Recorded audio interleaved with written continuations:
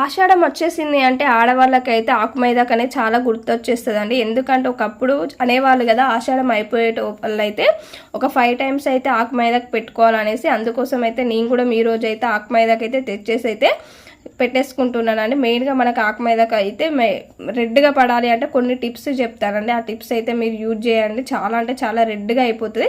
మనకు మెయిన్గా ఆకు మైదాకు అయితే తీసుకున్నాకనైతే ఇట్లా కాడలు అనేది ఏమీ లేకుండా తెంపి పెట్టేసుకోవాలండి. ఇట్లా కాడలు ఉంటే మాత్రం నలగదు, నలిగిన కానీ మన చేతిలో బాగున్నారా? నేను కూడా చాలా బాగున్నానండి. ఈ రోజు అయితే నేనైతే ఆషాఢంలో అయితే ఒక 5 times మైదా పెట్టుకోవాలనుకుంటారు కాబట్టి నేను అయితే ఫస్ట్ టైం పెట్టేసుకుంటున్నానండి. నేను చెప్పే టిప్స్ అయితే కొన్ని పాటించారంటే మీకైతే చాలా అంటే చాలా రెడ్గా అయిపోతుంది మైదా అనేది. ఇంకా మీకు ఎదుటి వాళ్ళు చేతి మైదా చూస్తే మాత్రము ఈ పెరుగులో ఏమేసారు, ఎక్కడ తెచ్చుకున్నారు అని అడిగే అంత అయిపోతుంది. కావాల్సిన చెప్తాను. ఫస్ట్ అయితే కొంచెం చింతపండు అయితే నానబెట్టుకోవాలి. తర్వాత దీనికి కావాల్సింది పెరుగు, కొన్ని లవంగాలు,